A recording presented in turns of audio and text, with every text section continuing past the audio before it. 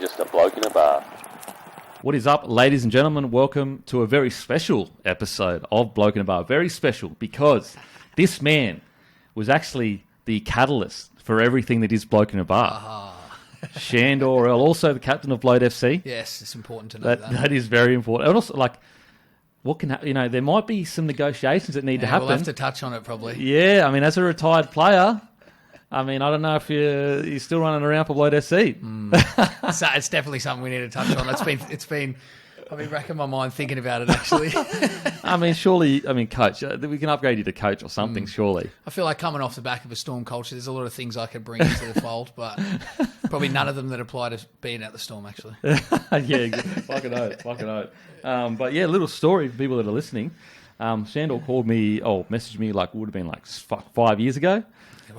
What was it? Would have been 15, 16? Yeah, 5-6 years ago. And you're just like, mate, I'd love to do a show. You know, what you're doing is really interesting, blah, blah, blah. And I was like, mate, I'd love to do it, but I'm not confident enough to be able to speak about footy with, I want to give my opinion, but I don't want to say anything negative about the boys. And I was like, why don't, I make a show for you? And you're like, yep, let's do it. And then we were coming back with names back and forth. There was one where we were going to have you, it would be at a beach or something like that. Do you remember that? That's right. And it was just like we couldn't come up with anything. And then I remember I messaged you and I was like, bloke in a bar, and you're like, you sure? And I was like, I think so. I think it'll grow. Yeah. And then boom, that was it. Yeah, because you get caught up with names. You're trying to think of something crazy, and it was really simple. But I was like, oh yeah, it just works. It just works. And I know I was tossing up different locations because I was like, bro, I'm in Thailand, to get to these different bars, and I'm going to have to be like, hey, can I set up my camera equipment here and just run this show? But it was pretty cool. I think it was like that first, because I think I remember I said to you, when you first hear it, you're going to be like, what? And then just repeat it a few times, and you'd be like, yeah, works. And I think that was the birth of Bloke in a Bar, and it was you were the first episode of Bloke in a Bar. Man, that was so fun. I remember you sent me over some kit, tripods, lights, this and that, and I'd just rock up to a bar or a stadium or a hotel and I'd be like, I just need to do this little thing, set up my film and try and knock it out in one hit. It was so funny. He's like, bro, I just need a 5-minute snippet.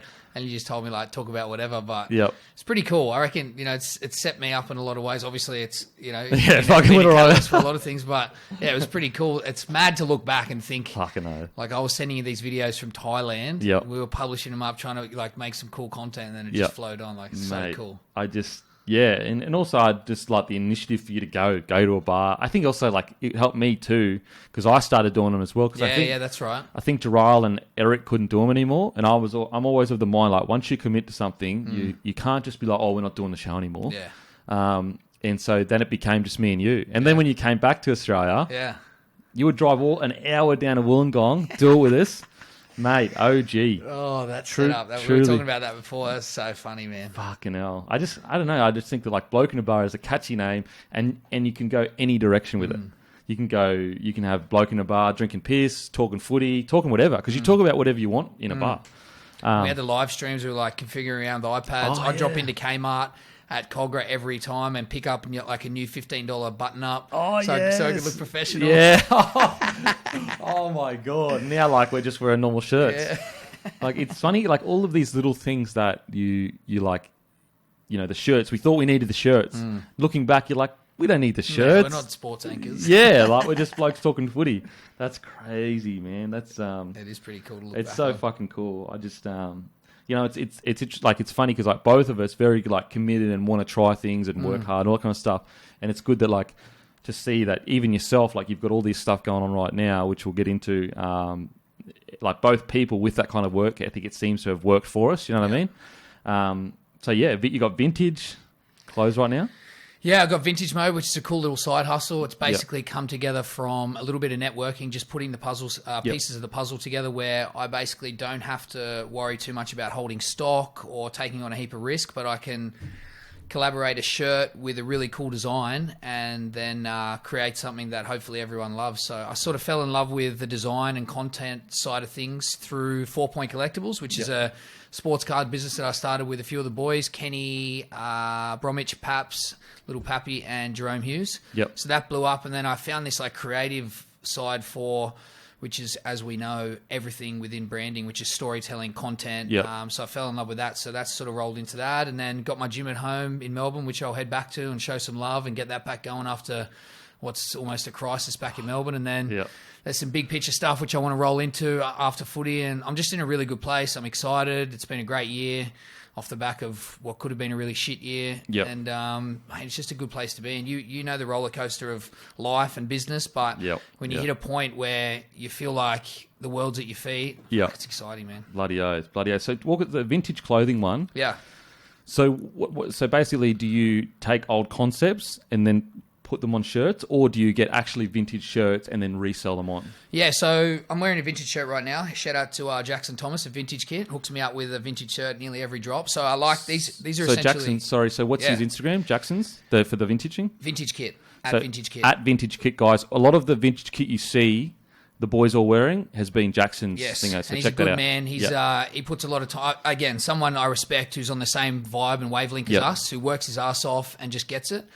So you'd call this like a one-off piece. Like, I don't know where you're finding this again. You know, he gets lucky, he sends it out to us. So you're wearing these. This is a true vintage shirt. What I seen was we were doing some really cool graphics, some really cool design. Shout out to my man Phil at Phantom Creative, who I've collabed with on Vintage Mode. He does some really cool stuff, and he does great NRL content too. He does, and just through the shit that I've done with him, it's not only, as you know, if you want to pick up a new skill, if you see something really cool and you want to replicate it, you got to go on YouTube, you got to put in the time, you learn the skill, and then all of a sudden you've got a whole new talent pool of things you can do. So we went through that process, showed him heaps of cool stuff I wanted to do, and then to me, he's a gun now. And it's like, I have a very clear vision of what I want.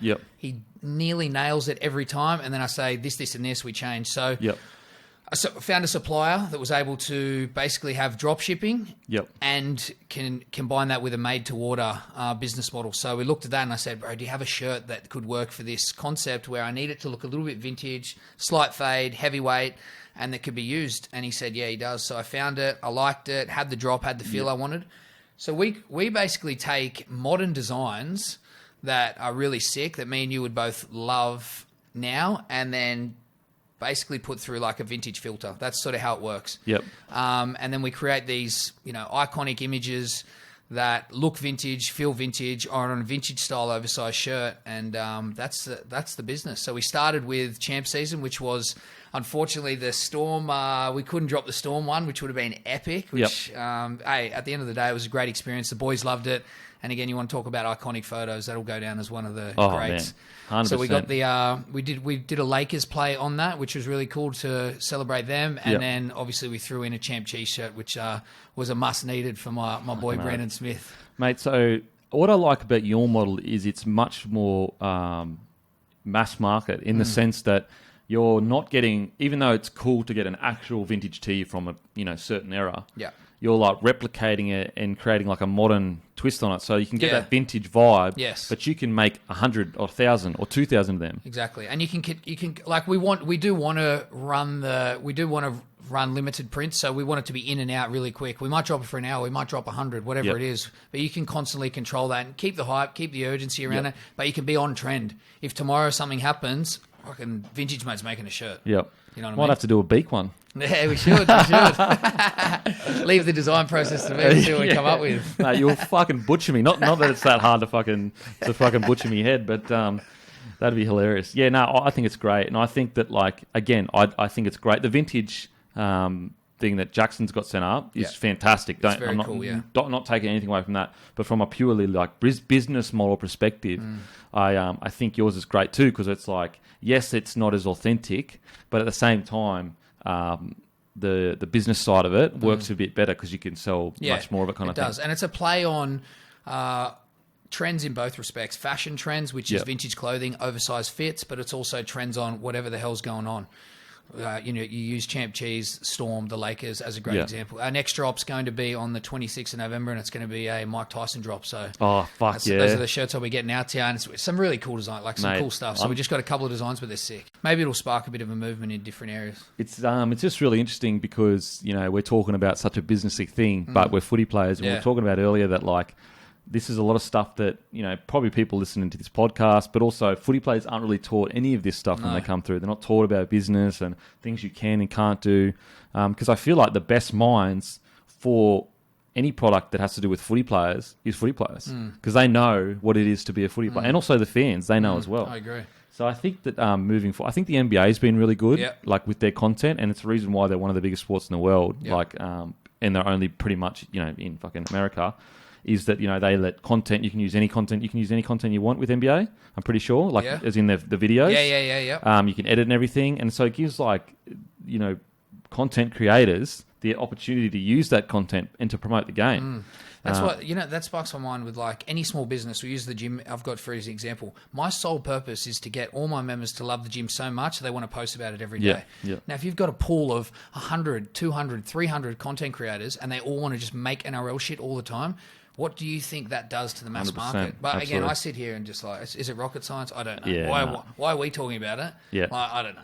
Well, that's what's frustrating. It blows my mind. If you're Fox and you're Nine, the only place we can go to watch it is there. So, if I'm promoting it with short clips, minute long, promotion, yes. then more people are going to consume your product, and you're going to make more money. 100%. And I think it's that old. I think it's our generation with the internet. We get it because we grew up with the internet. I think that older generation doesn't understand that that's how we consume content these days. But it's such an interesting conversation. Yeah, I love the vintage tees. I think I'm not even that fashionable as a guy, as you can tell, boys. I'm fucking real fat right now as well. Look at me. Fuck, bro. I was ripped. When I was single, it's all my missus' fault, bro. I was shredded out of my mind. We met, boom, fat. Nah, it's my fault for fucking eating all this shit. So, yeah, this year for you, it's what an incredible year personally. You've got the vintage tea company, that's going, really well. You've got the 4 Point collection, which is crazy. Yes. You were part of a premiership winning squad.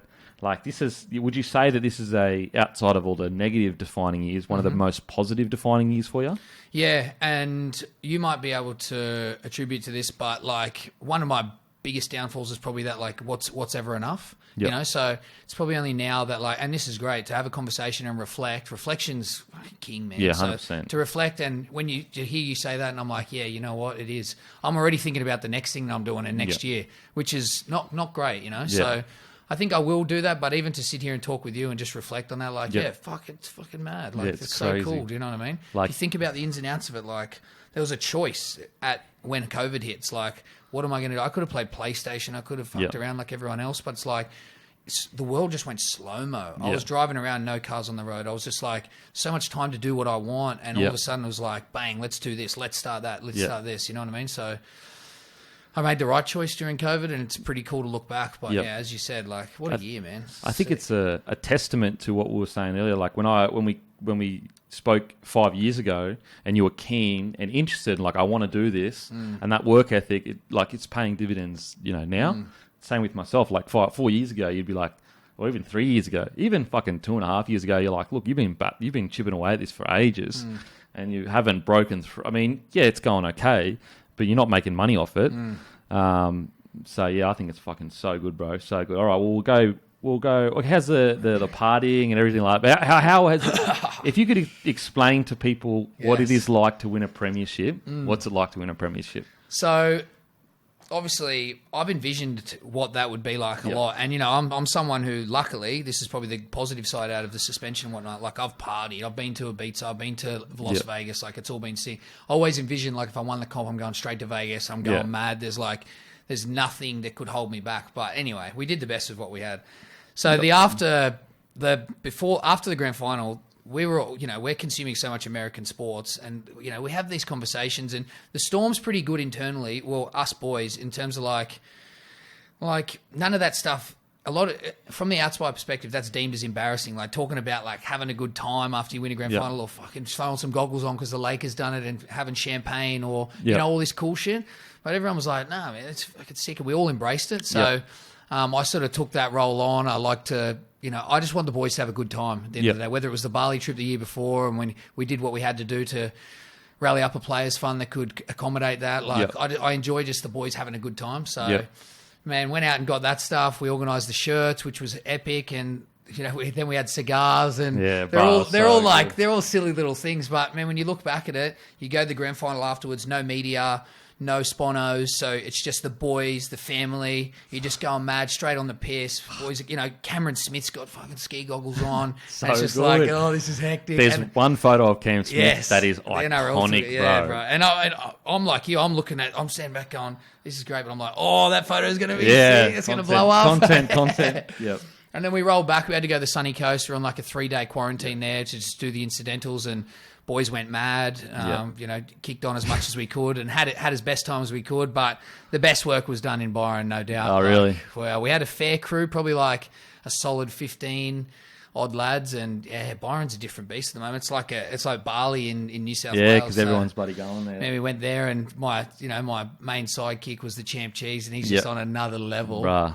Mate. Didn't take his ring off, just cruising around, just having the time of his life, and he was like my shaman for the whole 10 days. Oh, really? It was like when the Champ Cheese is on, I just know I got that energy. That vibe. You just get on that level. 100%. Like you're feeling a bit down, see the Champ Cheese charging. 100%. I'm on that level. First few days I had the Bromwich boys. They're always like, you just know what you're going to get. You need a couple of soldiers there. 100%, because they make the numbers up. Yes, you don't want to be. You don't want to be too know what out. you're going to get. Yeah, you know what I mean. 100%. So day in day out, we had a great time, and it was overall, considering COVID and the situation, we did the best we could with what we had. It's I was speaking to Cheese last week or whatever, and he was like, I don't want to carry on, but like I was stoked when the Lakers boys shared my speech, and I was 100%. Like, bro, forget all the fucking losers that are too cool that they're stoked that the Lakers. You know what I mean? It's like, bro, you get one chance. The people that are like, oh man, you shouldn't care whether like the Lakers sure like claiming up and that. It's like, bro, like shut up. Like, don't be too cool to put on goggles, smoke the cigar. How do we stop that, bro? Yeah, it's so annoying. It's so annoying. Just enjoy yourself. Like, just have whatever you want to do. Yeah. Fucking do it, and anyone that has an issue with it, it's always comes from a place of they're like. It's not usually, they don't actually have an issue with that. It's an issue of something happened with them. You know what I mean? It's just like them projecting it out onto that. Agreed. And so, like I thought the goggles were fucking great. Like, put it this way. We'll look back at those photos much more than we'll look back at any other photos. And the positive memory and the epicness of it for a year that might not have been.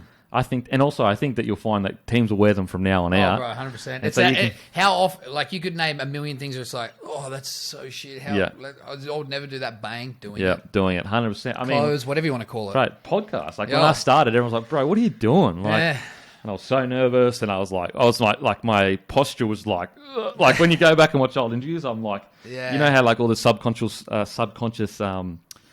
body language of someone that is insecure, like they'll touch their face and like they'll be really fuck, bro, it's crazy. So I thought that the goggles were sick. I thought it was good because like even though the grand final was great, I actually thought the celebration outshone the grand final.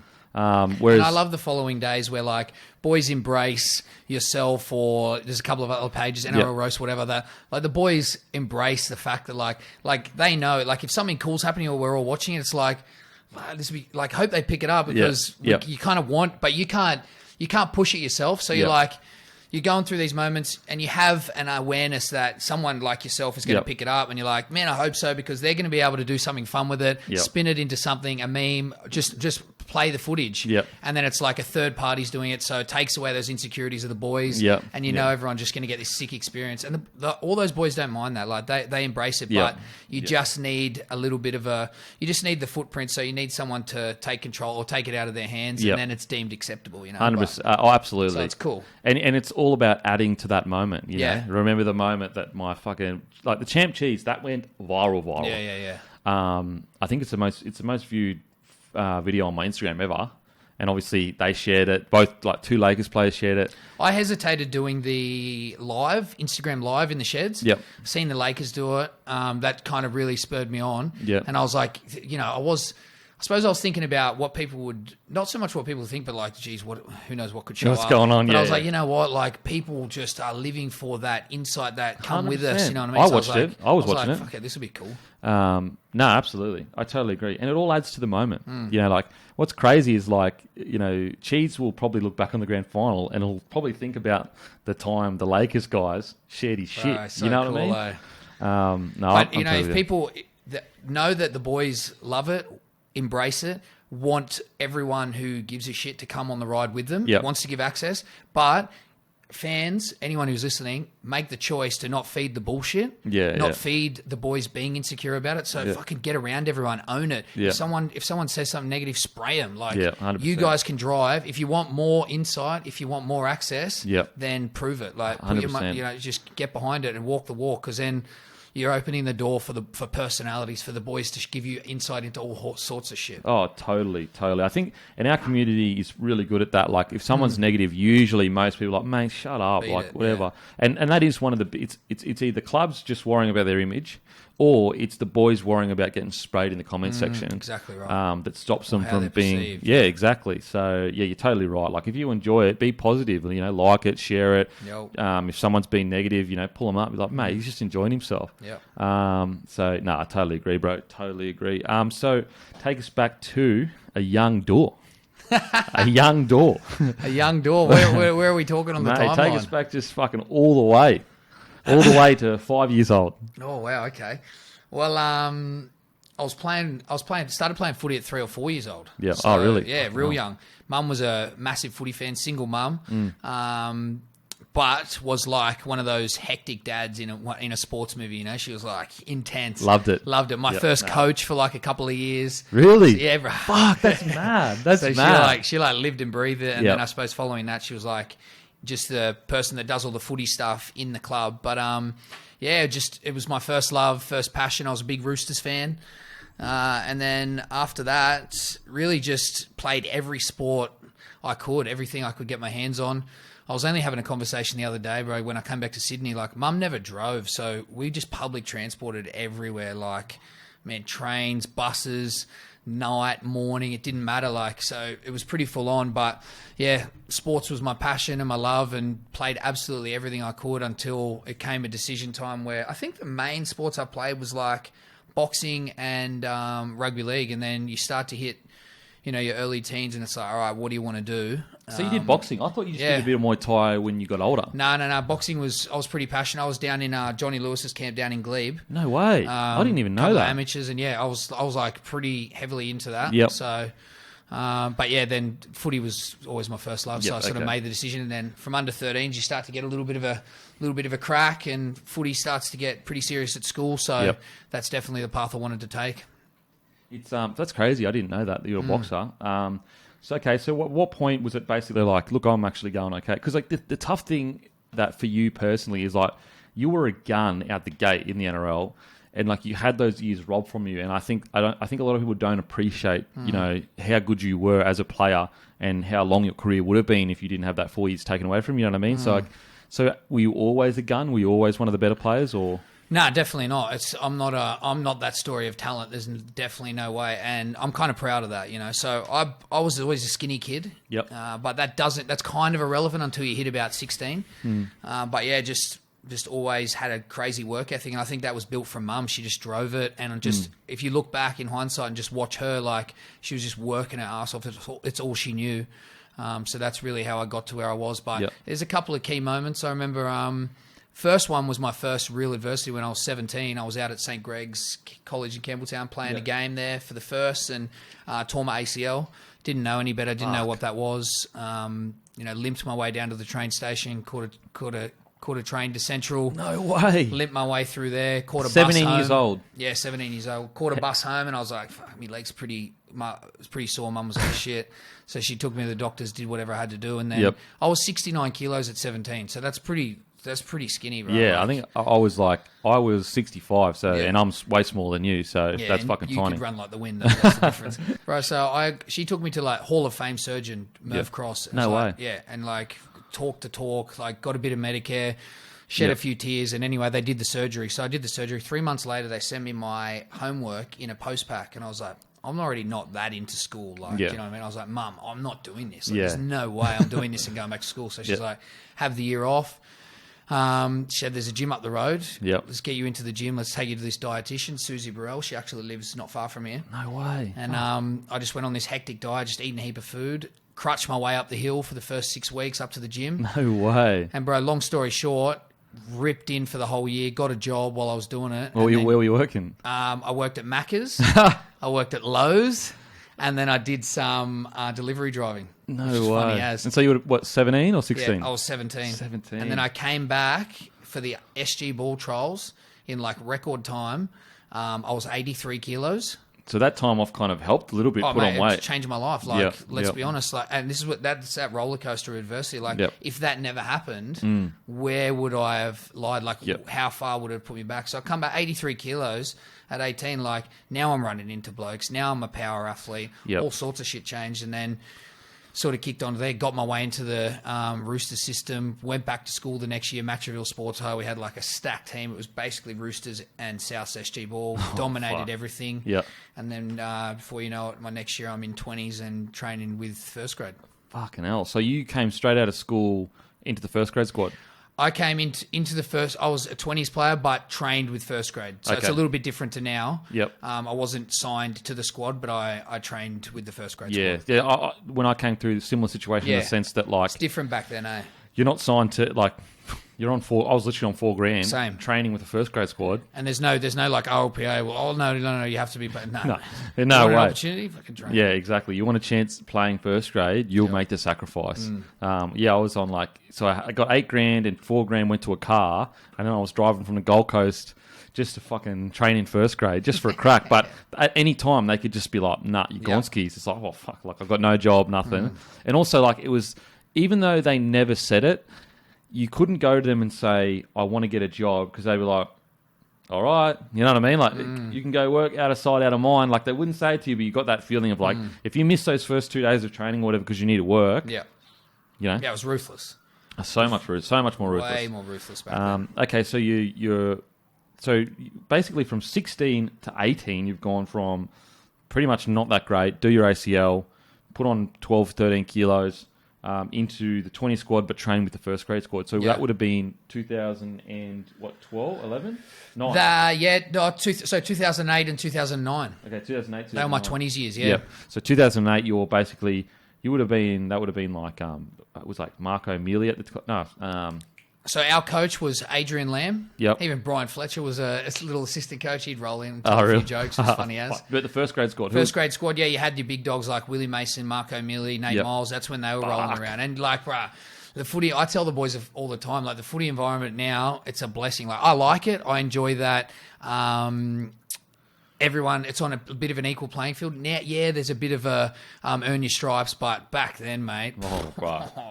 It was people were treated the way we were treated, and I don't mind it. Like I'm an advocate for it in a way, but you want to talk about mental health? Like, come on, bro, wouldn't last a day in those, bro. Right. They're like literal PTSD kind of shit, trauma, 100%. And I love the pecking order, but it's probably. There's definitely a balance that we're more accustomed to now, but wow, it was full on. I think Storm have the best balance now. Yeah. You know, like they still have that hierarchy. Yeah. But it's not as ruthless. Like coming through the Bronx. Different. Fuck me dead. It was like, bro, it was just like, it was crazy. It was just insane. Like it's insanity thinking 100%. back what it was like. Have you ever seen the Bulldogs trainer, the S&C guy, Big Harry Harris? Nah. He's built like a brick shit house. Like looks like literally a fridge. Okay. He was the head S&C guy, but he done the 20s as well. Yep. I rolled in. I had long hair, could just get it in a ponytail, just. Got an eyebrow ring in the off season. Oh no! Rolled in and said, with first gym session, "Hey mate, how are you?" He looks at me. He goes, "What's your name?"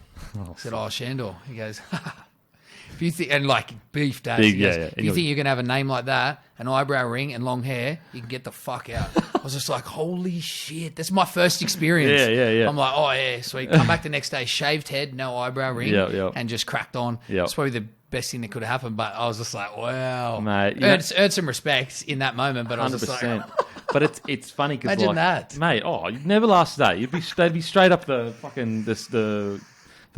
I don't think we had welfare officers either. No, we did. No, we didn't. They would have been straight up there, or straight up to the coach or something. Like he said this, but it's funny because like even though people were like, "Oh, that's mean," it was actually probably his way of going, "Look, got this young, good-looking guy with long hair, eyebrow ring. We don't want no cats in our side that fucking prancing around in that." And it's like a test. Like, how are you going to cop that? Yeah. And I didn't, and I was similar, bro. Like there was so many times where I was like, "Bro, that's ruthless." And at the time, I didn't think it was a test. I just thought they were being mean, and I was just like, "Bro, this is hectic." But you're just testing to see who's going to sook, who's going to pull their head in and be like, you know what, I'm just going to keep going. And I low-key love it, like, challenge me, please. Yeah, like, 100%. come at me, bro. Because if you come at me, that means I've got a point to prove, and I'm going to prove it. Yeah. So it's like, it's a great little and the satisfaction cycle of proving them wrong. Tell me I can't do it, please tell me I can't do it, 100%. Okay, so you come back, shaved head, thing goes out. So 2009 when you made your debut? Yeah, 2008 I had a decent year. Still injuries up and down. Unfortunately, this is the other thing, bro. Like, I sat there the other day and I was like talking to my manager. I was like, you know, I'm proud of coming back and all this other stuff. But then I sat there and I thought, without being like, you know, sounding like an idiot, like, I've had 2 shoulder reconstructions, 2 knee reconstructions, broken jaw, syndesmosis, dislocated, like all this shit. Like, bro, these are like big stints that just 100%. Rob you of parts of your career. Yeah. I'm surrounded by guys at Storm. It's unfathomable that have like had a rolled ankle. Or like, and I'm just like, bro, you don't know. Like, don't come at me about my career or anything I'm doing, because I don't know if you like, you know what I mean? If you've gone through this shit, it's like next level. Now, it's not the cards I wanted to be dealt. It's not the career I wanted to have taken. But you got to sit back and have some pride and satisfaction in that. So absolutely. I do, and I'm coming to terms with that. Of course, I sit there and I think, geez, what would the other side have been like if none of that would have happened? Yeah. But, you know, the grass isn't always greener, so... Mate, it's like... I mean, look at... Jumped out there. No. It's a similar situation, bro. Like, you know, I had all the talent in the world. Like, I could have been a 10-year player. Easy. But I just made all these, like, poor decisions off the field. Like, some was mental health, some was injury. And sometimes I sit there and say the same. I'm like, man, imagine the career you could have had. Like, you were up there with some of the best wingers. Like...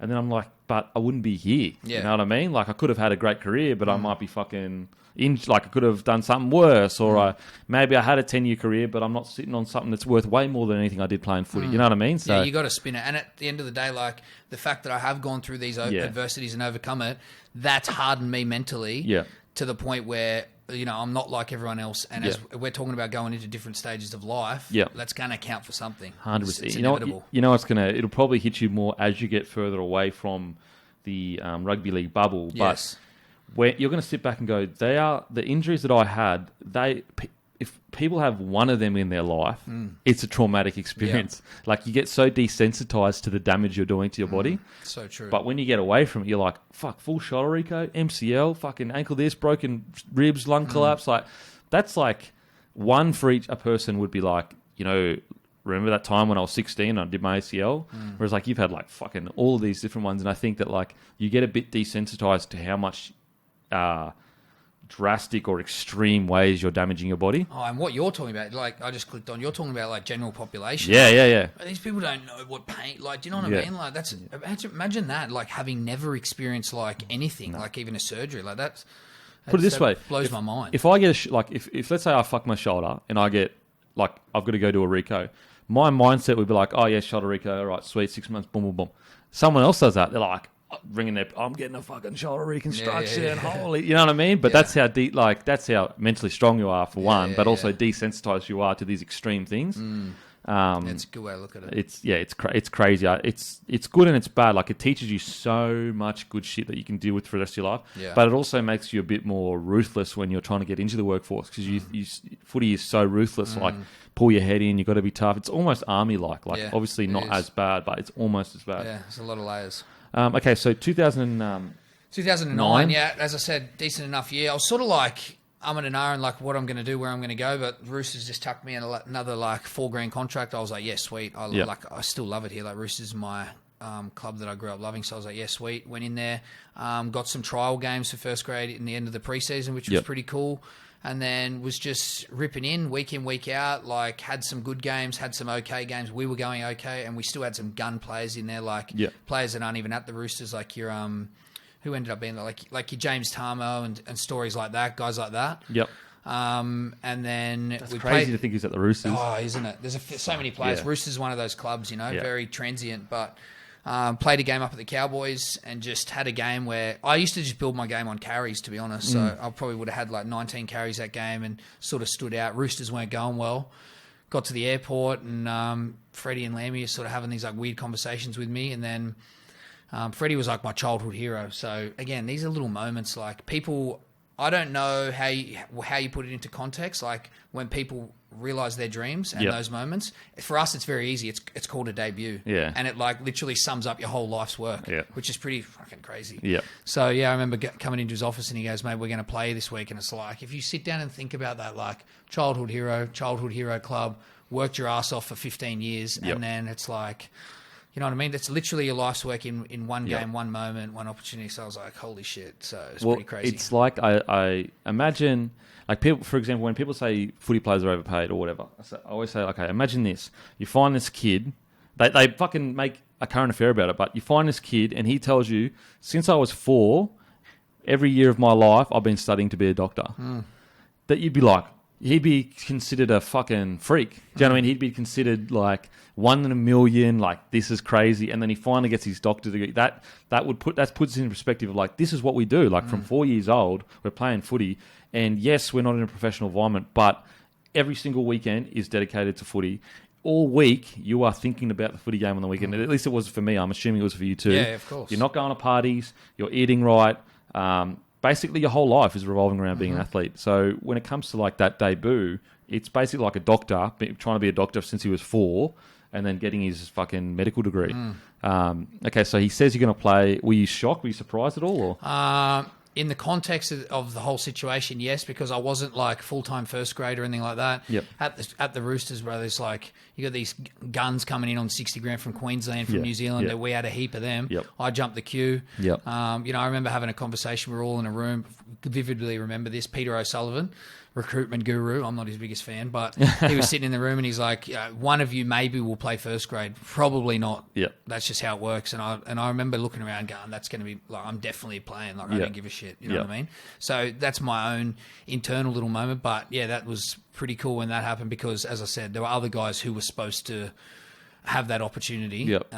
But just through will sort of got the crack. Yeah, because like the Roosters won the comp 2002, 2004. No, Doggies 2004 beat them. 2003. And then they had like a couple of years where it was just like, but that rough. work they did 2002. Yeah. The next 3 or 4 years, you're going to recruit fucking massively. So the biggest names are going to go there. It's like the Broncos. When I was coming through, we got the best of the country. Like we had the best players coming to the Broncos. Yeah. Similar to Roosters. Similar, very. So what do you remember from your debut? We played Cronulla. I debuted agained Fergie. Oh, Fergie. Yeah, so it was so funny. Fucking hell. So funny. And he was like knockabout then. I remember him back then. He was still a gun. But we ended up coming out. Had a pretty good game. I had shitty boots on in the first half, so I had to change my boots. I was slipping over. Head noise. I remember one time picked up a grubber in goal, slipped over, and ended up getting tackled in goal when I probably could have got out. And Fitzy just sprayed me, and then I'm Minnie coming up. Oh, just leave him alone. I was like, oh shit. Yep. But anyway, ended up having a half decent game. We won the game.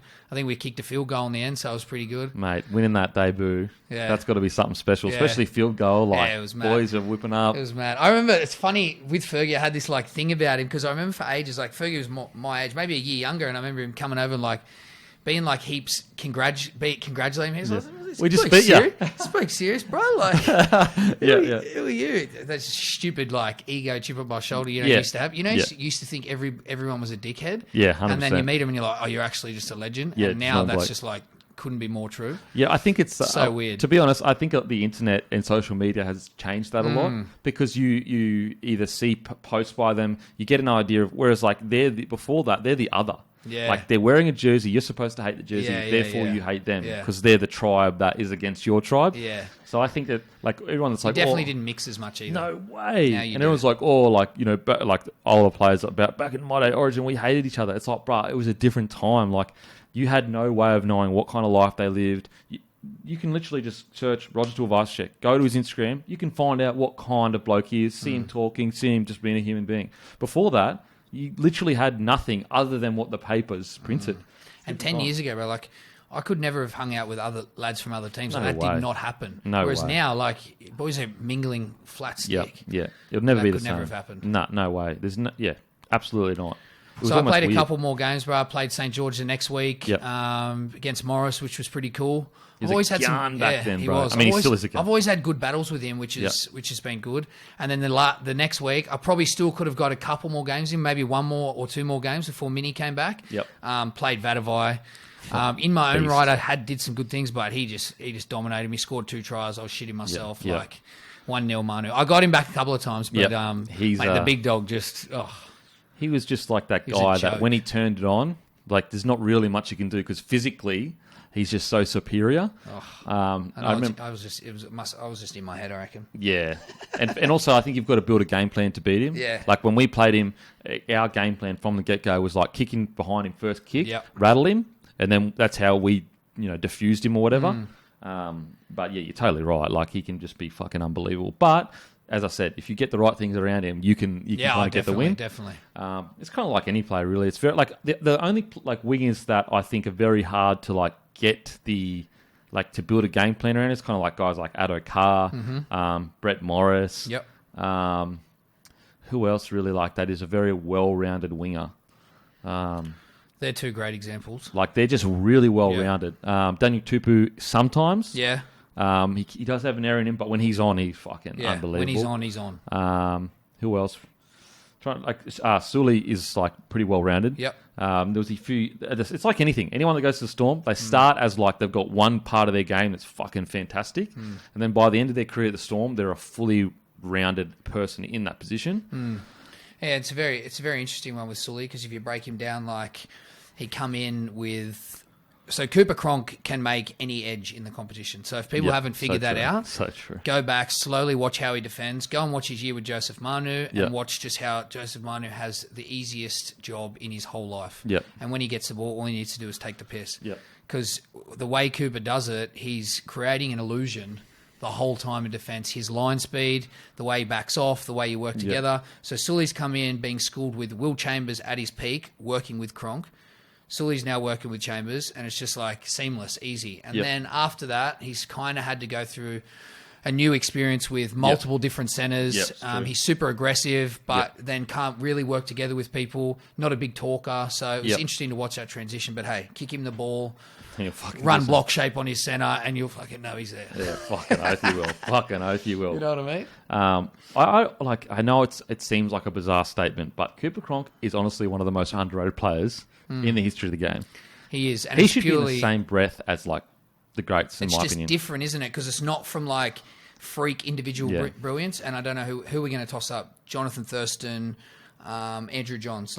Different. This is a guy who's clinically and consistently worked at his trade, worked out a system, how he can defend to get an advantage, how he can mind fuck the other team, and how he can work with his players to create a flawless setup that he can just execute. So that's not like, is that getting the notoriety? Nah, hell no. That's not selling tickets, you know what I mean? But like he is just, any team he goes to, just incredible. Phenomenal. Okay, so so 2009, is that when you get the offer from Penrith? 2009 or 2010? Right, offer.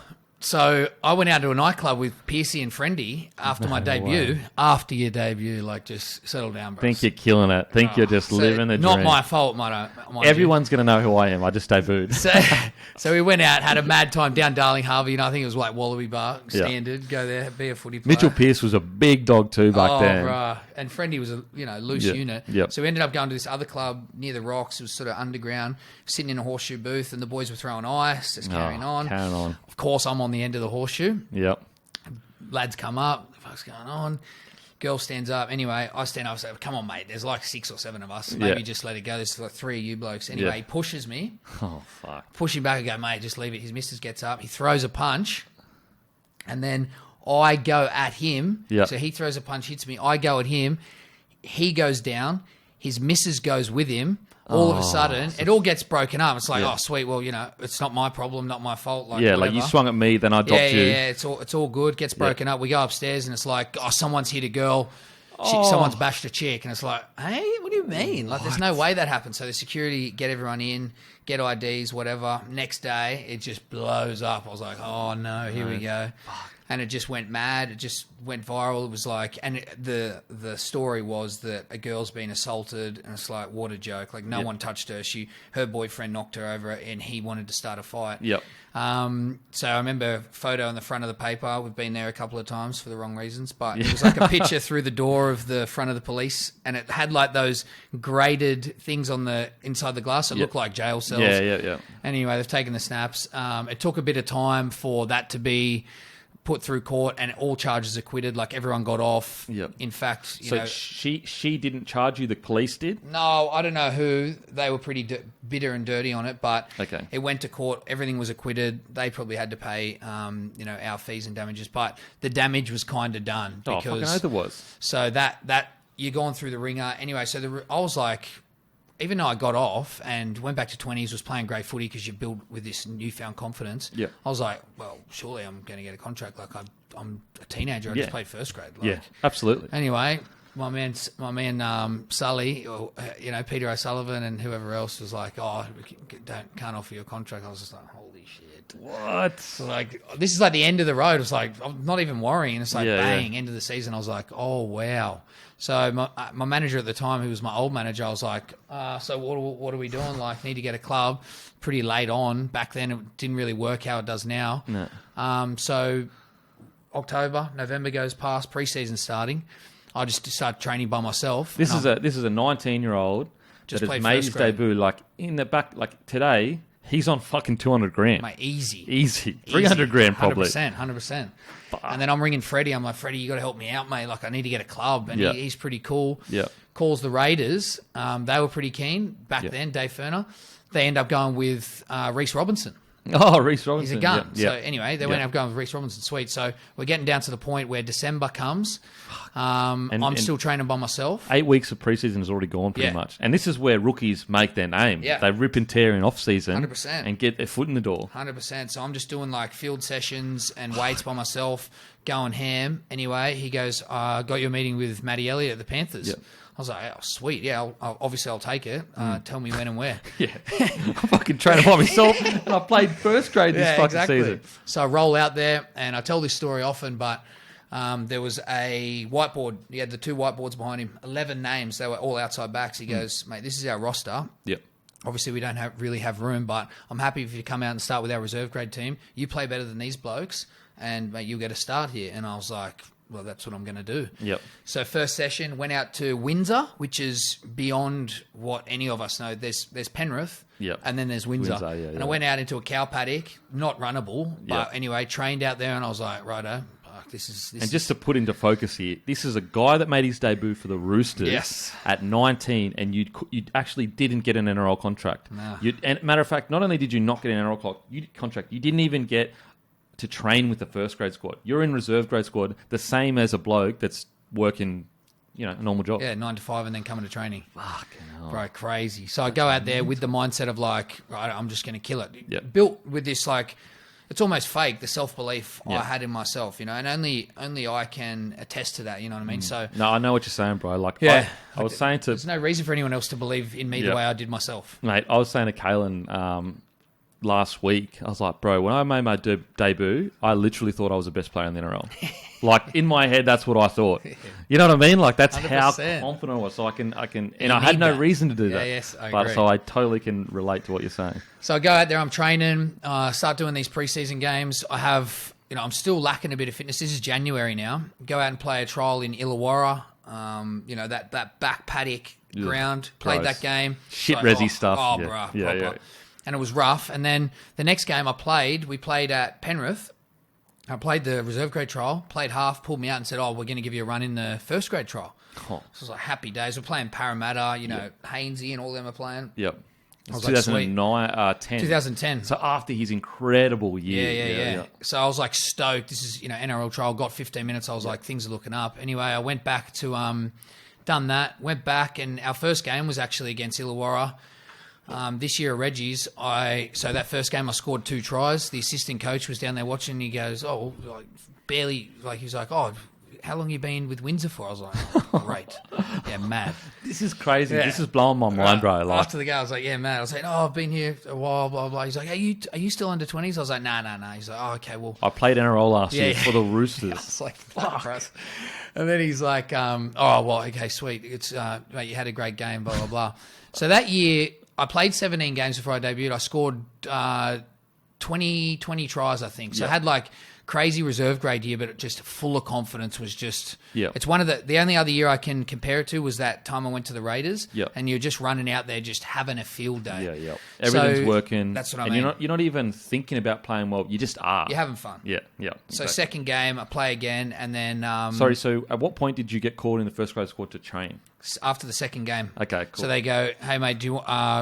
We're loving what you're doing. We're going to bring you into the first grade." So I was like, Yep. "Holy shit, this is mad! $20,000 contract." Yeah. Um, These kids will never know. And you know what? Imagine being on $20,000 now. It's not even possible. You can't. You're not allowed to. And you know what? We say they'll never know. The generation before us will be like, bro, you never know. Exactly. So it's always like that. Generational. Yeah. And then I was like, here we go. And then my sole purpose was just to try and kill it every week. And round 17, Mick Gordon, thank God, Mick Gordon made the Blues side. So it was touch and go. He killed it. The Flash was a gun winger at the time. It was a gun. He was a gun. He had the year of his life, and it was like touch and go whether he was going to make it. I knew what's going to happen if he made it. Yep. I was like, yo, sweet. So he got picked, and then debuted round 17 against the Dragons. Had a good game again. Back then, I was scoring tries, but I was taking carries. It wasn't as prominent then. Like if you were a bigger winger who was taking carries, there was some eyeballs on you. Yeah, you know what I mean? So I you built were my known as game that on kind that. of player. Yeah. Whereas now everyone fucking has to do exactly. And that's like a prerequisite. Yeah. So played. Matty was stoked, and then I played every game into a major semi-final that year. Fucking hell, bro. That's crazy. Mental. It was crazy. And then got on the map from scoring that try that means fuck all now because everyone's done them 10 times over. Yeah. But back then, I tell the young boys deal, at the Storm, bro, the Fucking corner post was still in play, bro. 100%. If you hit that... You Gonskis, mate. Way harder. and Fergo scored one 2 weeks before, calling it the Matrix. The Cronulla one? Yes. Bro. Bruh. And I watch that and I go, if I score one of them, man, everyone's going to... I'll be on the map. And then we lost, but scored it. And I was like, stoked. So they kind of laid the platform. I cannot stress enough for the people listening, for a debutant of 19 years old to not only not get a contract, but to be forced to play resis for a Penrith side that weren't even that good it's mind-blowing. So let's say my career ends that year. You look back and you just go, how, you look back at yourself, your own self-worth, your own pride, and you look back and you go, holy shit, how good is that? I did the preseason by myself. Yeah, that's and then crazy. Got my way into the side. Yep. And then the bonus is playing some good footy and then playing finals. That's the shit that you need to sit back and just appreciate. And you do, because if that was in any other occupation or any other realm of life, you'd be like, oh my god, that's amazing. Yeah, it's one of those cool stories. So fucking that's crazy. I didn't even know that. Yeah, I didn't even know that. That's mental. Okay, so you get that. So was that $20,000 contract for that year or the next year? That was for that year. Yep. Just the one, and then I smashed it, and I was like, it might have been for the next year. I might have been on another little contract. Yep. Okay. Because you're signing them, you're like, we'll sign whatever you want. 100%. Just get me in the first grade squad. Anyway, I started to have some shoulder troubles. I had lots of subluxes. Yeah. So it's basically mini dislocations where they start to do damage. So I was having them all the time. By the end of the year, it was getting pretty bad. I was like, holy shit. So I got my scans. Now, back in then, it was a little bit looser. So the doc got my scans and called me. He goes, mate, you got labrum tears up to your eyeballs. You're going to have to get surgery. I was like, mate, there's no way I'm doing that. Yeah. I've just come off the peak of my career. My plan was I was going to go out, play 2 or 3 games, kill it, sign a new contract, and then when it had to happen, so be it. Who cares? Yeah. Anyway, so I did the preseason, had a mad preseason. Probably a little bit less contact, a little bit less strenuous. Had a mad preseason come in, had mad trials. But then I was like, oh shit, my shoulders are getting bad. At training, it was happening. So I'd go sublux, recover, play. To the point where if you didn't run straight at me, I couldn't tackle you or I couldn't fend. Were you wearing that big brace? No, I didn't wear the braces, but strapped. But now, it doesn't matter. It's happening. I can't fend you. I can't push away. Yeah. I can't do anything. I'm like, grit your teeth. Just let's see if we can get through this. Yep. Played round 1 against Aquila Uarte. Had an okay game. He had a fucking great game. He was killing it back then. Yeah, he was killing it. Game 2, game 3, and then I got dropped. Game 3, and I was like, oh fuck. And then it's just getting worse. I'm destroyed. Confidence here. is just down. So I go back, I play a couple of Reggie's games, but get back into first grade. I'm like, okay, it's over. Like, I'm going to have to face it. Like, this is crazy. Yeah. And then it got to about just before June. I was like, I'm going to have to do this. So I had to get a double shoulder reconstruction. Oh, both shoulders. Yeah, bro. If you like, it's unfathomable. Do you know what I mean? Like, one shoulder reconstruction is a joke. I had to do one as soon as I got the brace off, 6 weeks, and then 2 weeks later I got the other one. You can't do both because it's a risk. Yeah. Like, you could fall over. You can't wipe your ass. You can't do anything. Fucking hell, bro. I don't know. You throw yourself into the possibilities to face that adversity, and what does happen is you do come out a better person. Like, you've just got this life experience that you can throw into any facet of life. You know what I mean? So at the end of the day, if you're not putting yourself in those positions, have you lived? I don't know. Is that what you want to call it? Fucking oath. Fucking oath. Adversity is just, it always comes, as long as you get through it, always comes out as a better person usually. So you get the both shoulder reconstructions. Yeah. And then what happens for the rest of the year for you? Well, just got to go through that period. I was like, right, if you get up some photos of when I was 18, 19, I was stacked. Like, I had to like proper shredded shoulders. Just like, I'd put some hours in the gym. You know what I mean? Like, it was proper. And then 6 months no upper body weights, I looked like a 12-year-old. It was embarrassing. It hurt. When you're that age, you test all your natural body is just fucking ready to go. Whereas nowadays it's like fucking not ready to go. Mentally, physically, everything. I was just like, what is this? Who am I? Okay, so you recovered from that. How does the next year happen? So the next, was this when everything happened regarding the fucking Danky, old Stevie Dank. So what can you talk? Whatever you can talk about. Yeah, whatever you want to know, bro.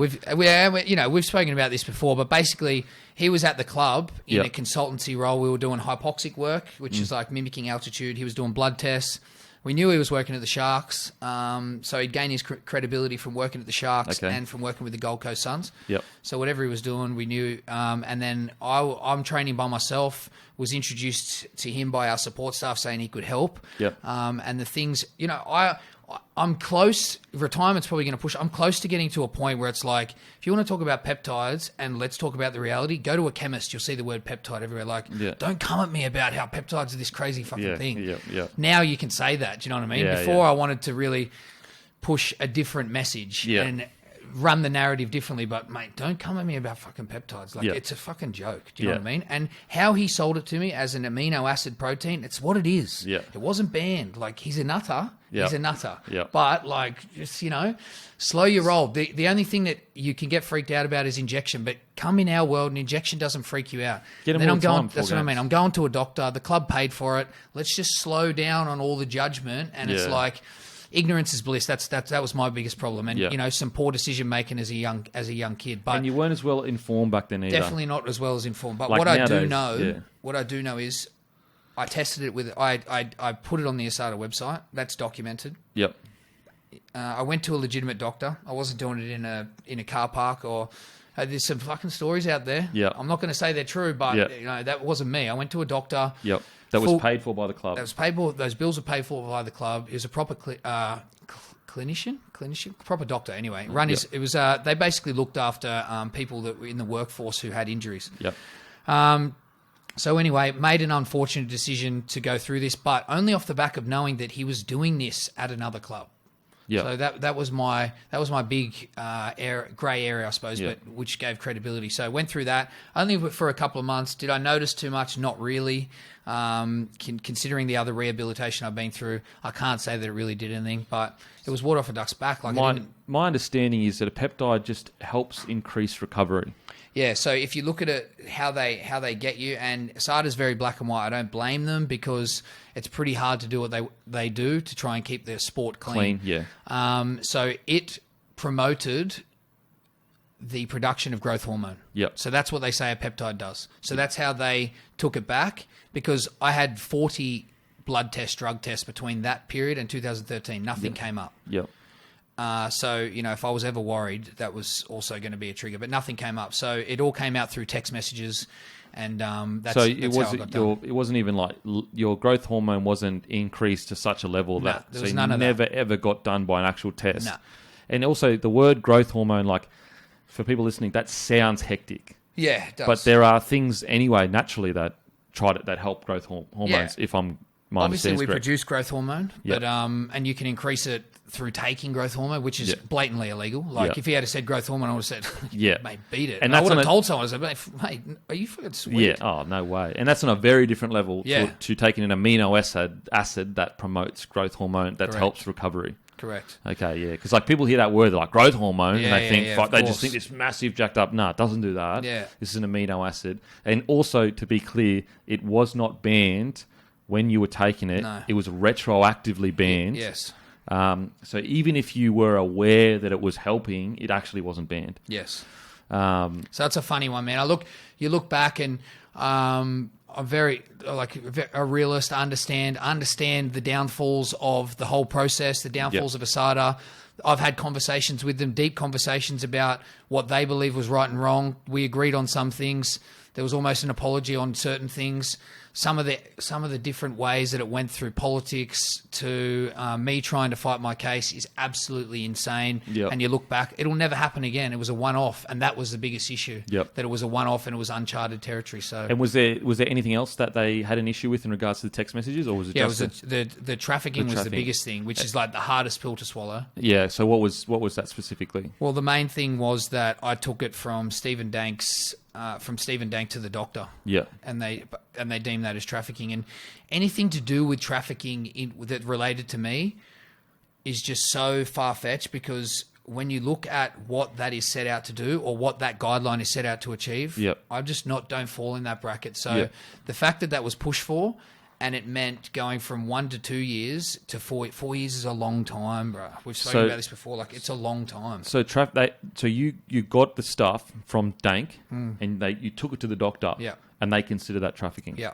Holy fuck! And at the same time, the club is paying for your visits to Dank. Yeah. And to doctor, and they're aware of what's happening, or they're not aware of. Who knows what they're aware of? You know what I mean? They probably. I'm not going to say they were, because it could just come off as a medical slip or whatever. But that's not for me to look into. Or who knows and doesn't know. Like at the end of the day, like, it just adds credibility to the situation. That's what I'm saying. And I'm still not thinking I'm doing anything wrong. Like, do you know what I mean? There was never. I'm not thinking I'm doing anything wrong because of the examples that I explained. Do you know what I mean? And so. And the club recommended him?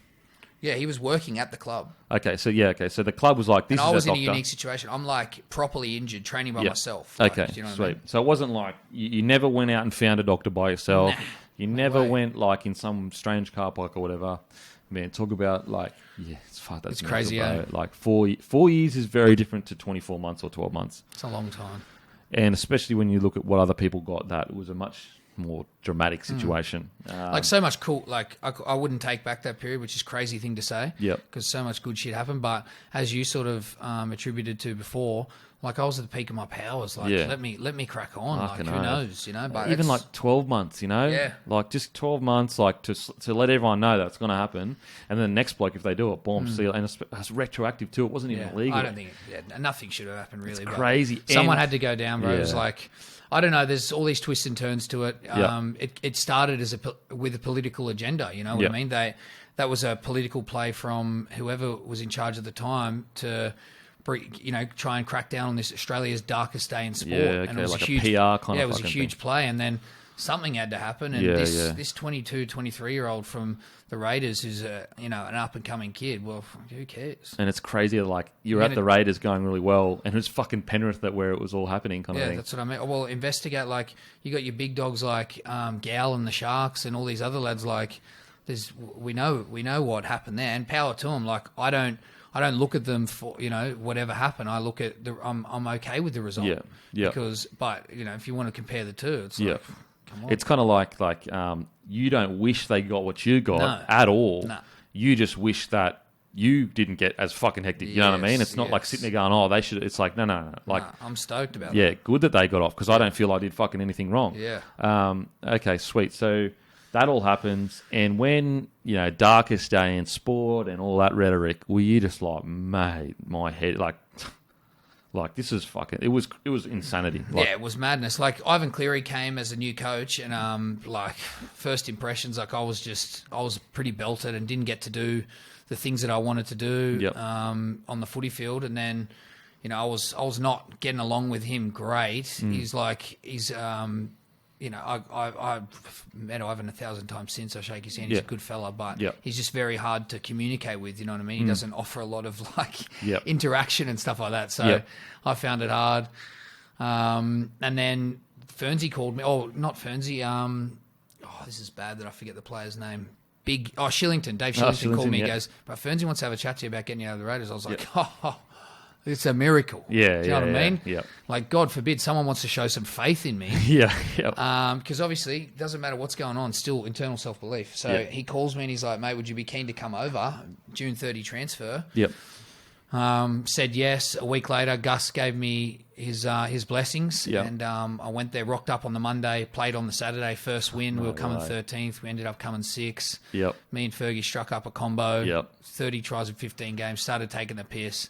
Dorgerson carrying on, layering up, Mate, top of the world. Model shots, everything, whatever you want. Fucking snakes. It was a snake blonde hair, the blonde hair. Mate, before it was cool, bruz. Right, it was cool in the COVID break. I remember that, bro. That was so funny. I said, we were playing these, I dyed my hair, Ferns like, mate, what are you, come on, man. You're killing me. Like, you got to. I said, bro, if we kill it in the trials, I'm keeping it. Yeah. Come out in the trials, we were taking the piss, just scoring tries flat. We belted the Broncos up in Melbourne. Yep. And then first game was Penrith after Darkest Day in Australian sport. Yep. I was so rattled. I come out with the blonde hair, had an absolute shocker in Penrith. Yep. And, I was just getting sprayed about the blonde hair, shaved it. That's when you had the full shave, hey? That's when I just went bald later. Okay, so you have that, was that 1 year at the Raiders or 2 years at the Raiders? Well, it was 2 years in total, yeah. We had 2012 where we went on that run, crazy run, ended up making the semis, lost to Souths. Yep. But on top of the world, like we just turned my life around, was killing it, loved the Raiders, signed a new contract, good coin for a winger then, you know, so I was like stoked.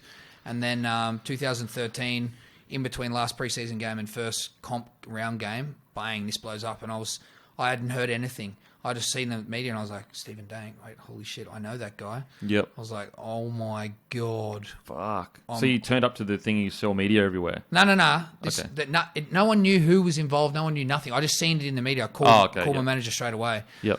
And I was like, bro, I got to tell you, I know this guy and this is what's happened. He's like, holy shit. Do you know what I mean? And it was all whispers like, who's involved? First it was like, okay, this is what's happened. Now, what clubs are involved? And then it would get trickled. Oh, there's 11 clubs involved. Yep. Okay, cool. Then it trickled down to a few clubs. Then it trickled down. Oh, well, now these players involved. And this would just all unravel throughout the season. So the shit I copped and it actually happening was like an absolute relief. I was like, thank God it's over. Because going through the year, couldn't tell anyone because it was like you're trying to distance yourself from. Because you're still thinking like I didn't do anything right. So I'm trying to distance myself from controversy, trying to keep it all under wraps. Yep. Could only speak to my mum and my manager, and I'm a pretty like outgoing guy. Yep. It's like, what's wrong with you today? Like, why aren't you yourself? Maybe you have an off game. Maybe you're getting sprayed by someone. Yep. And you're going through the whole year. It was way harder than anything I copped after that. It was so bad. Yeah, that would have been absolute torture. Bro. And so when did you know that I'm fucked here? Like I'm done. Oh, once it narrowed down to like couple of clubs, and it was the club I was at, and then my name started coming out, and I was just like, yeah, this is bullshit. Obviously, still thought like, well, I've got a heap of a case to fight, but it was just the media could just run wild, man. They can say whatever they want, and public build their perception purely off what they read, which I don't blame them because we all do it. Yeah, absolutely. It's so crazy that they can literally say anything, crazy, and there's no accountability, like none. Okay, so, and when did the judgment come down and boom, you're banned 4 years? Yeah, it just was like, spent 4 days in a room with it was like, detectives basically. And you tried to work with them, didn't you? Like you pretty much gave them as much as you could? I said, as in like to do with you? Yeah, so you got to understand, this was illegal, but I fought it, but I didn't win. They downloaded text messages from my phone, from a friend's phone, as we were going in and out the airport, which is actually illegal because it didn't relate to a real illegal incident. So they weren't supposed to do that, but that's a whole other kettle of fish. Like to download someone's phone and then use that information in a ASADA case. It's pretty crazy. Yeah. So that happened. So they God knows what conversations they've read, like a million different things. Now they know that I know stuff about other players. Yeah. But I'm not willing to comment on other players. One, because I'm not going to be the drug cheat and the dog. No one's going to do that. Yeah. But second of all, because it's all hearsay, really. Because it's what Dank says or whatever, like, I don't trust him. So what? I'm just going to tell you all this stuff based on something he said. Like, no. So I was like, I'll tell you everything I know about Stephen Dank and what he does. Yeah. And that person who facilitated all this, that's got to count to, I forget what it's called, the exact term, but it gives you access to like a 1.5 or a 50% reduction in your ban. Worked with them with your stuff. Yep. So I did that. Now they deemed it that, and this is the truth, support people in the ASADA world are not held accountable. It's only athletes, which is absolutely crazy. So they deemed the evidence that I provided on Stephen Dank that would not count towards substantial assistance. So therefore I would not be, and that cap, I only got told that like 9 months later in a letter. And so that I was told that I didn't have the right to substantial assistance. So you could have, if you had a dog the boys, you could have got 2 years instead of 4 years, pretty much. Probably. I'm pretty confident. Yeah, because like that would have been helping them like substantially in the investigation with other boys that hearsay. Corroborate other information they probably had. Fucking hell. So 2 years for not dogging the boys, that's fair effort. It's you know what I mean? That's a fair effort, bro. That's one way to look at it. You probably haven't looked at it like that, but think about it. Like if you had said, well, this is what Dank said about boom, boom, boom, boom. You probably fucking would have got the 2. Holy shit. Wow, that's hectic. Okay, so that all happens. You get banned. The day comes when you get 4 years where you're like, what the fuck is going on here? Yeah, it was pretty hectic, but a relief. I was like stoked. Just get it done. It's over. Yep. Do you know what I mean? So it was kind of like... So you were like, boom, I need to get out of this country. Yeah, well, I had to go back to Canberra, face that. That wasn't good. I love the Raiders, man. Great club. They always supported me. They supported me through that. They paid me out, didn't have to. Oh, that's fucking really good. Massive. That's fucking great. So they were unreal. So I had to go face that. You know what? They probably knew that you didn't deserve to get fucking pretty much anything. It wasn't even banned at the time. Like anyway, whatever. Yep. Yeah. So credit to Dom Ferner on that. Yep. They've always been an unbelievable organisation. Yep. But it was embarrassing. It was embarrassing to go back and face that. I was like, I need to get out of here. I'd been to Thailand before. Yep. It's a place I wanted to go. I remember being, at Sydney Airport, just like everyone's looking at me. Yeah. I was that paranoid. Yeah, and bloody on the front page of the paper, I had a middle page double spread. Front page of the paper was Sandor Earl, the drug dealer. People are reading it. People are reading it next to me on the plane. I was rattled, but got out of there. Best thing I could have done. And then following on from that, came back, did the interview with Channel 9, which humanised the whole thing. Yep. Completely changed the public perception. We were on the road to people going, oh, well, hang on. Yeah. Fuck, you're saying it's as black and white as we all thought. Yeah. People started to come around. I took the high road that I accept my punishment. And just wanted to be humble and honest about the whole thing. And I think that vulnerability and that authentic approach resonated with people. Yep. And then slowly it became about, he's put his head down, he's rebuilding his life, which I did. Yep. Traveled, met some amazing people, started some businesses, completely changed my life and my perspective. Yep. And before you know it, I'm coming back home to Oz and to begin, the underdog story. So it's kind of... It's because, like, it felt like when I met you, because it was quite... You hadn't even got a club at the time. Yeah. But it felt like it was like you had a one mission this whole time, and that was to run back on a field as an NRL player, even if it's one fucking game. Yeah. So when the Melbourne Storm came, knocking, and they were like, "Yep, we'll give you a deal," we were like, "I'm on here. I'm fucking on." Yes, but I knocked. Yeah. Okay. So how did that happen? So I was like, what am I going to do? I wanted to try and couple my life transition with footy. So I was like, I want to play for Melbourne. I actually read Craig Bellamy's book on a trip back to Thailand. Oh, really? Like, obviously, I'm already intrigued. Like, there was one time I was going to go to Melbourne, but what are they doing down there? If there's ever one place you could see how good you can be, Melbourne's the place to do it. 100%, absolutely. So I was like, that was on my radar. I knew what I was going to do. I said, I don't want you to talk to them. George, my manager, I'm going to write Craig a letter. Yep. So that was my goal. And then I also put the feelers out for this F45 thing that I wanted to be a part of. Melbourne was completely dead in the city. No territories had been taken. So at the same time, I purchased a territory. Yep. With the sole intention that I'm going to play for Melbourne. This was so, balls on the line. I'm going to play for Melbourne. Yep. I purchased this territory, put all my eggs in the basket of going back to Melbourne and starting this gym, and then did that, signed the lease. I was well into that. And then pre-season, the next pre-season after they won it in 2017, I wrote him a letter and just said, this is who I am. This is exactly what happened. This is what I think I can bring to the club. These are my intentions. 2 days later, he met me at a cafe, wanted to feel me out, whether I was fit, whether I really fucking wanted it. And you were looking schmick. Yeah. Fucking. And I was ready to rumble. And keen as. Yeah. And he goes, by the end of the meeting, completely rattled me. He goes, mate, I've spoken to the powers that be. Let's do it. We'll get you. We're going to sign you. I was just like, what? I thought I was just meeting up with you to have a chat. Yeah. And like the ultimate show of faith, and then just ignited the flame. And I was like, holy shit. Yep. Did that just happen? Yep. Craig Bellamy wanting you, like, boom, just like that. And just to do that, I had to speak to some of the big dogs, Bart Campbell, the CEO, Dave Donahue, but I relish those moments. I wanted to get in front of you. I wanted to show you that I wasn't this fucking... this idiot who's, perceived as some drug dealer or whatever. I wanted to speak to you and show you who I am, and I'm authentic, and I want this, and I'm going to be a good fit for your culture and club. So I like those opportunities. And then, just went back, opened a gym, trained twice a day. Like, people don't know about that grind. Like, it's crazy, bro. I was up at 5, took every class, fit sessions in between it, documented it all, was just so into it, and just worked my ass off that year, got the gym to an amazing place, and was primed and ready for pre-season 2018. Rock up pre-season 2018, flying. Right, I can't... Like, I'm well into my sports performance training, and I'll never reach that moment again. It was just ridiculous. I was so fit. I was as fast as I'm ever going to be. I was 103 kilos shredded.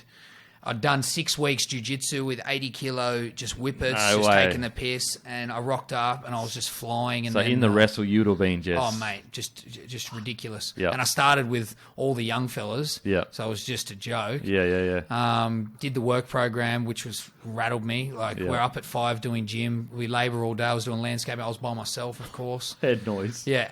Training with someone else, it's all right, but by yourself is torture. And I'm coming in hot. Like, they tell you that they're getting reports every day. So me and this bloke, like, I'm working like landscaper of the year. Like, just, you tell Craig I'm a fucking gun. You know what I mean? You better tell Craig I'm a gun, bro. So, mate, I was just going mad. And, it couldn't have been going any better. And then, did my ACL. How long does it go for? 2 weeks? Yeah, that goes for 2 weeks. That's all right. Week 3, midweek, finish a wrestling session. We go outside and do field, and did my ACL. Just a perfect scenario. Overstride, trying to go one way, and just collapsed. And you see it all the time now. But that was, that's just like... It's not meant to happen, bro. You know what I mean? I was set up for it's just weird. But at some point, and one it's day, not that injury as well. Nah. MCL. It's the one. Give me 10 weeks. No, give me 8 weeks. It's the one. That's the one you don't want. Even Rico. Game over. I'll get through a year with a like a subluxing all year. You know what I mean? ACL is it, or Achilles. Game over. So it was just. I'll look back one day and there'll be a something bigger at play. There's a higher reason for why something like that would happen, but just not. It's not fair, mate. It's not fair. Bro. But you know what? Like, when you're worth fucking 20-30 mil with all your businesses, you'll be like, you know what, baby? It's fair. We're gonna get there. Yeah, it's fucking fair, 100%. Baby. And it took me down. It will have pushed me to a path that's just meant to be. So, but hey, it's another chapter in the book, and. Come back after 4 years. Fuck, that's cool. Come back after 4 years in an ACL. How cool is that? You know what I mean? Great. Like, Jesus. So what's the head noise like? You do your ACL. At any point where you're like, that's me. I'm done. They're not going to want to re-sign me. I've done my ACL. I was already a fucking, a case where they were trying something. Yeah, so instantly I felt guilt. I felt like, I've let you down. Like, this is so embarrassing. I'm so sorry. Like, you've given me this opportunity. Like, what have I done? Just robbed you of a squad spot, and I'll give you nothing. Like, it's so shit. So I was really apologetic, broke down, obviously. And I like telling these stories because it gives an insight into the person that Craig is, not the lunatic in the coach's box. He called me straight away and he goes, mate, I know this is hard and I don't know what you're going to do. And you mean straight away as in like this is the first chance that people get to talk to me. No. Like, I've come back to the club. I'm in the doctor's office crying with the welfare officer and Frank. He calls you. He calls and he goes, mate, if you want to go round again, we'll back you 100%. So you don't need to worry about that at all. We'll have a contract for you. And that changes everything. I was like, no, what? Yeah. It was insane. So straight away, that's the first thing you're thinking about. Bang, gone. Like, there's a lot of other emotions and shit you need to deal with, but... That's the big one, though. Wow. I'll do everything else. Bro. Get that stress off my head, and I'll do everything else. Crazy. So that's what I did, and you've never seen a rehab like it, because every day, that was like my way of giving back. So if you told me I had to do X by Y, I'd smash it. Yep. Like I was just ripping into training. It's not enjoyable. ACL rehab's not fun. Like watching everyone train, knowing what that's what I told you before. I said everything I'd done was a waste of time. And that's just the brutal, harsh honesty. All that training for that year was a waste of time because it's gone. Yep. So that hurt the most. Waking up every day going, oh shit, I've actually done my ACL. But then I just smashed that rehab because that was my way of giving back. And like, if I'd rock up every day with a smile and I'd think like, if the boys, I built a lot of relationships in that time, a lot of respect as a person, as a player, because I was like, if I can rock up every day with a smile on my face and smash it, like, look at me and then be grateful for your own shit, So that's sort of the way I played it. Do you feel that that's an unseen side of Bellyache that is a part of his greatness? Like the fact that you were willing to literally run through a wall for him now. Like whatever Craig, after he gave you that life, like not many coaches would ring the same day. Nah. Because like most coaches within hours. Within hours.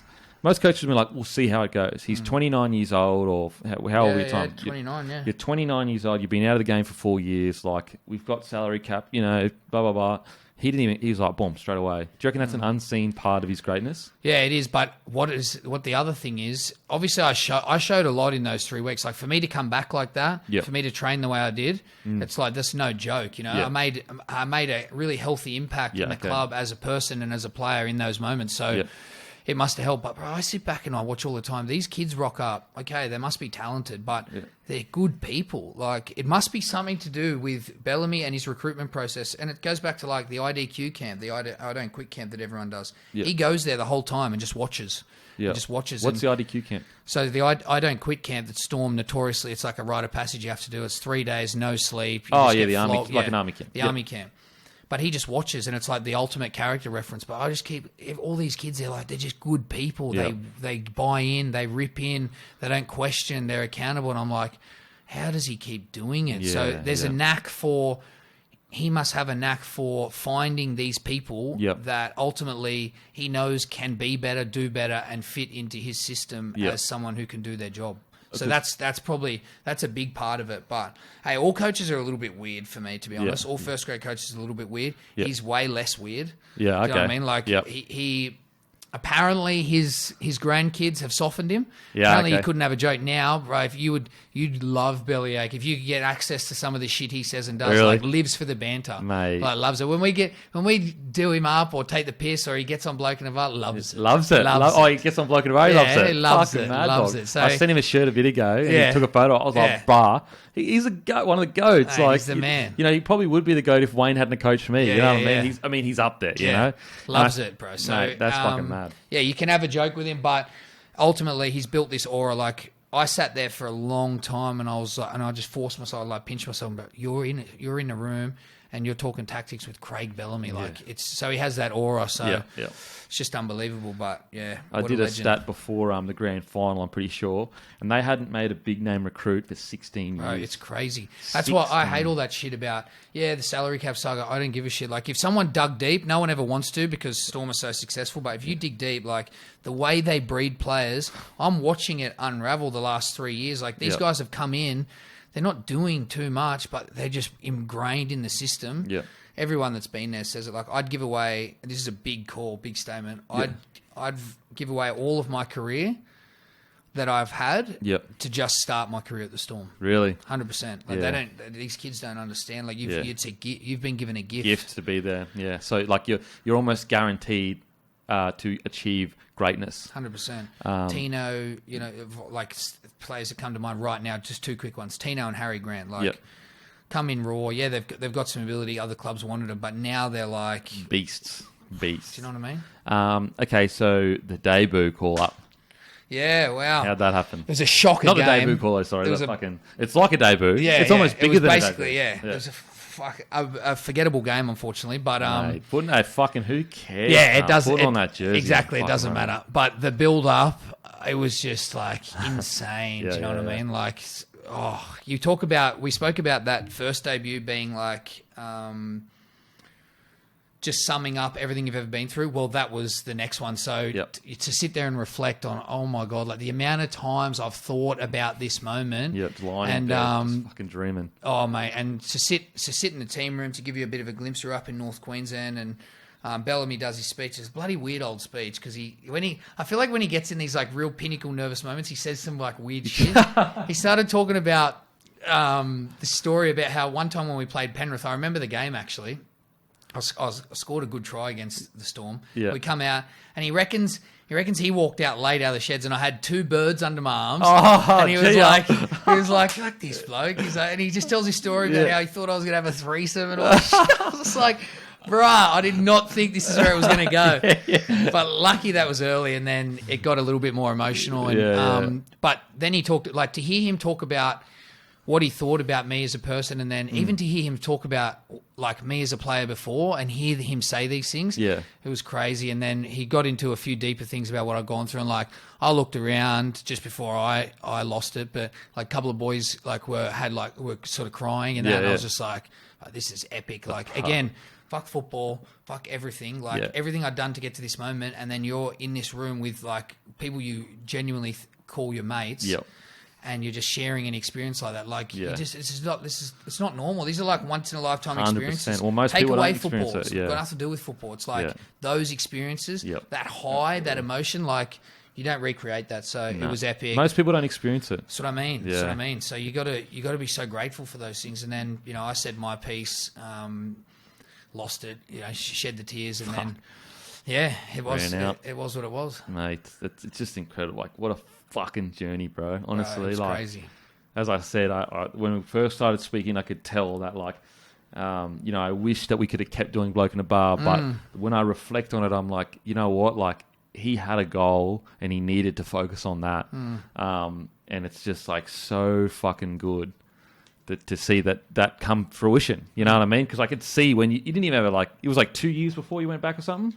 You didn't have a fucking you didn't have a hope in hell. No, it wasn't on the radar for sure. There was, but you still had it in your head. No matter what I do, there's always this undercurrent in my life that I'm going back to play NRL. And you did it. It's fucking mental, bro. Fucking mental. Okay, so that happens. Then the premiership, like, what was it like this year? You played, 4 or 5 games this year? I only played a couple of games, 2 games this year? Yeah. So you played 2 games this year, but what was it like leading into the grand final? Did you feel confident as a squad? Very confident, very confident. And there's a couple of reasons why. So there were periods at the start of the year, we come out all guns blazing, then we went into COVID, and then we were like, lost a couple of games. Everyone, some of the shit people said. My God, some of the so chat. So good, though. Oh, like, my God. Fully wrote us off. Give me a break. And we all were a bit like, oh, well, what's going on here? Like, we hadn't adjusted. We didn't train for the changes. Yep. We didn't train for the changes at all. We just stuck to what we knew. Yep. And it took a bit of an adjustment period, but of course, the Storm. He's one of the goats, man. That's what I mean. We're always going to adjust. Yep. We slowly found our groove. It still wasn't super evident, say, leading into finals, that we were like, it was done, gone and home. But we won the first semi-final. Before we played the Raiders, and, you know, we know how that game went. Before we played the Raiders, Storm do this really well. They get speakers in, some phenomenal people. Yep. And they sat down the big dogs, Dale Finucane, Jesse Bromwich and Cameron Smith, to speak about a couple of different finals moments and how to attack the finals. Cameron said this one thing, and he was like, in 2003, their first grand final, still a stacked side, but their first grand final they'd made under Belzer. They were like, you know, got through the game. They lost that game, and they were about halfway. And he just realised, he was like, you know, we were so happy to be there. We'd made a grand final. How good's this? Yeah. And that was the pinnacle for them. So they made a grand final. There wasn't a lot of concern about how they played, what they were there to do, but they were just so. And I went, you know what? We're going to be playing Penrith. Yep. And that's what's going to happen. Yep. I remember telling myself that exactly, and I was like, that's our grand final week. No one gave a shit about the fact that we're in a grand final. Yeah. Like, no, we didn't. No one cared. We were there to do a job, bro. Yeah, We'd been isolated as a team together. Yep. All we spoke about was winning a grand final. Yep. That's all we cared about. Yep. 30 people showed up to the fan day at the Suncoast. Like, crazy. It's not normal. And it probably played to our strengths. Yep. We weren't in Sydney. We weren't young kids, you know, at Penrith. Like, whether you were a support staff, whether you were in the Renegades, which is like, you know, the guys that train opposed to the NRL. Yep. everyone just had one goal, and that was to win the grand final. And that's when I just knew you could tell on game day. We came out there, we were 2 tries up. Penrith are standing there on the try line. I remember watching them. They were just going, "What the hell is this? What's happening?" Yep. Do you know what I mean? And that for me was the big difference. Although, you know, we were a gun team and we had every right to be there and win it, but that for me was it. We were just laser focused. Yep. The celebrations can come after, but we were there to do a job, and that showed through the most of anything to me. Yeah, I had you winning comfortably because I was just for that reason. Like even when you ran out, like Penrith were fucking pumped, and you boys were real calm, and I'm like, I could Felt see like another game, mate. It was just like there was business to do, and like a lot of people don't realize is like it's like anything. Like if I see. And you more than me, you're a boxer, but if I see some bloke arcing up and, you know, looking real tough, like what's the word? Fatigue makes cowards of us all. And so when I see people running out, fucking doing all that carry, and I'm like, man, mad. All you do is hold them out 15 minutes, break their spirits, and we're in. And it's the same when you see a dude carrying on that. You're like, you know, get tired and you're going to be fucked. And I could watch you boys, and you just were so calm when you ran out. Like even Munster and that was just like, And I just thought, fuck, these boys are on here. Like they even calm to the point of nervousness, like not in a negative way, but in a way of like, we have a huge task ahead of us, but we need to get it done. Yeah. And it, fucking played out. I mean, yes, the score at the end was close, but it wasn't really close. It's a couple of ridiculous things that led to that. Yeah, You know what I mean? And like he's honestly nearly tried to throw the game away. Like some of the shit he's were doing, but incredible win. It could have gone the other way and been, you know, a 50. Honestly, point game. If you had to come out there and just complete your sets, it would have been pretty scary. So incredible, man. And to think that you would be not only make your day like you play again, to be a part of the premiership winning, it's very cool. Fuck. It's just one of those things that you're like, you just again, I just need to find those moments of reflection and a hell of a ride. Like you couldn't ride it. If I was to sit down a debut for the Roosters when I was 19 and I was to tell you this is going to happen, I was like, bro, that's the sickest story I've ever heard. Like, that's a book. That's not real life though. Come on, bro. It sounds too stupid. That's a movie. Like it's ridiculous. Yeah, you're taking the piss here. Yeah, it happened, mate. Absolutely, it happened. I would have asked you this last time, but I'll ask you again. Favorite rapper of all time? Oh, favorite. It's got to be Notorious B.I.G. The Biggie. Yeah, the Biggie. Biggie. Favorite movie of all time? Favorite movie of all time? It's a toss-up, but I just love the banter they have between them and the little combo. So I'm going to go... It's hard, bro. I could go anyway, but on the comedy, I'm going to say Wedding Crashers. Wedding Crashers? I thought you were going to say Step Brothers. I find their banter between Vince Vaughn and that better than... Oh, really? Yeah, Vince Vaughn is hilarious. He's so funny. So Imagine being funny. mates with him and just having that. Oh, man. Like, it's almost your own lingo. My sister, I think... Oh, not my sister, but someone that I know... Apparently, he's not like that in real life. No, I hate that. But it may be because like they're a random person. Yeah. So like he switches off, and then when he's mates, he layers up in that. Yeah. That makes sense. Yeah, surely. Because you can't be that funny without being like in real life. Fuck me dead.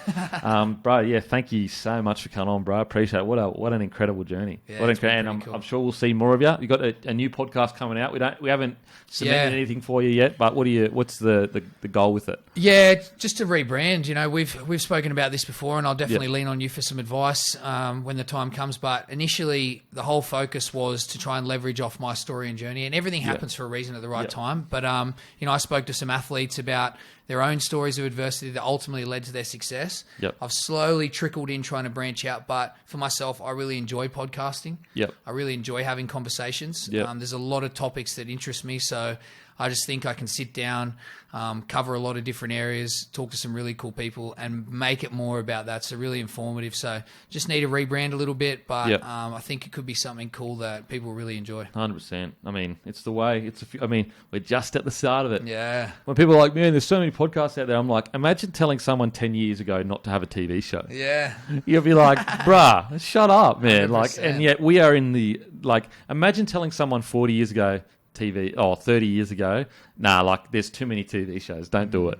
You'd be like, bro, are you serious? No Whereas way. like now we are not even close to a saturation point of, and also like because there's heaps of podcasts doesn't mean they're fucking good podcasts either. Exactly. Shouldn't deter you. And on top of that as well, the advertising dollar hasn't shifted away from TV yet. When it even, it's only like 3 or 4%, which is crazy. Which is insane because attention is more on the not more on the podcast, but relatively Online speaking. at least, yeah.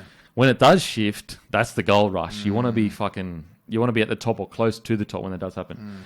Anyway, thank you so much, brother. Appreciate it, and I'll be helping you with the podcast as much as I can. Man, I appreciate it. Good to come on and recap the journey. Oh man, I mean, as I said, it's crazy to think where Bloke in a Bar is now compared to when we started. So cool though. All right, boom, Dunsky.